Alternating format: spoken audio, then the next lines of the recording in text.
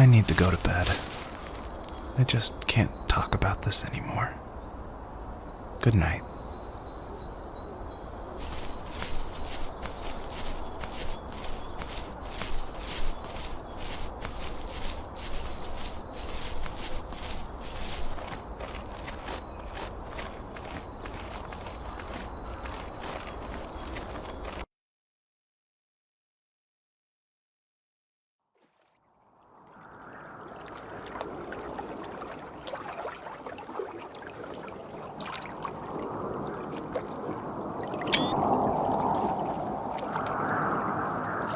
Joseph, you can't go to sleep feeling like this. I'm sorry for everything, and I know you need space, but I'm here for you. You don't need to feel so lost. Joseph, have I ever told you what my mother was like?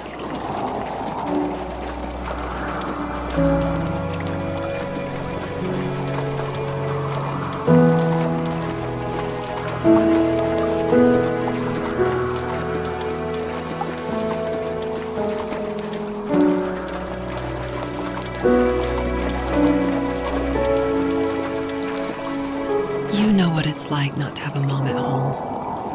And you know how hard that made my childhood. What helped me was watching the birds in the morning before the school bus came. I thought that my mother was one of those birds, and it made me want to be free like her. My mom taught me how to fold origami cranes while she was in the hospital. So I told myself I would fold one every day until I could fly myself.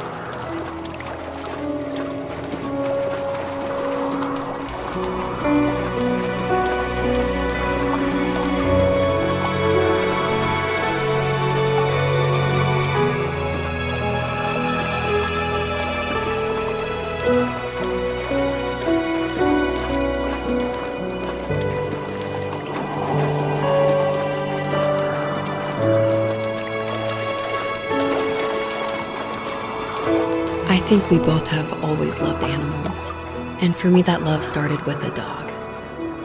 Sometimes this Rottweiler would come up to our property line and wait at the fence for me, but only once in a while.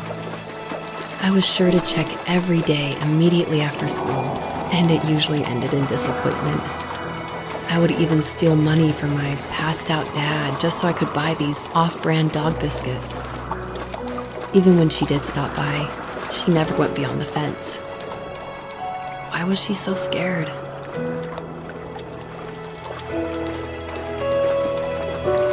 I think my dad was the opposite of your dad in almost every way, except he was in the military as well. He coped with alcohol of every kind. The trailer started falling apart, he got angry, and I withdrew. More and more I became the weird, quiet kid who made lots of origami birds and carried dog biscuits around. I think we were pretty similar when it came to being the weird kids. And that same sincerity in college was one of the reasons I was so drawn to you.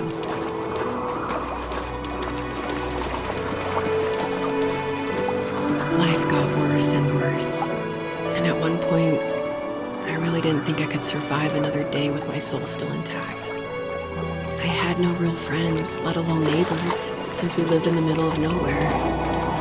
I should have talked to my teacher, but I was scared what he would do if he found out. As I waited for the school bus one morning, I walked around until I found something in an abandoned shed. Something I can't put into words.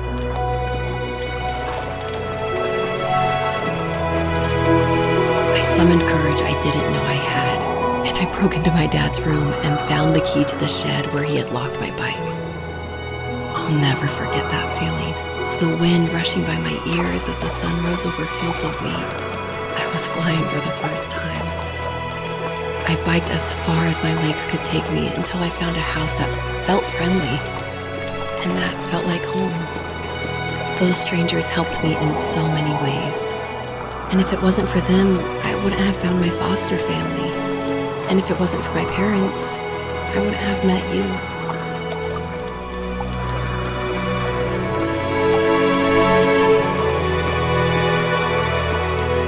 You have strength, Joseph, and you're not as alone as you think. It's all just so pointless. Just waiting for life to happen. It's like having the home I always wanted is cursed out of my reach. The thought of being a parent myself. How could I do that when I couldn't even be a good son? I'm sorry. I know what you're saying. I just don't know how things will work out.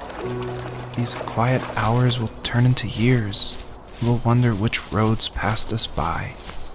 Then we'll forge a new road together. Besides, I discovered for myself that one fateful morning where any hopeful road leads to. There may be thorns and mist, but it always leads to the same thing. And what's that? Family. I'm so glad that you're part of my family, Rachel. And I'm glad you're part of mine.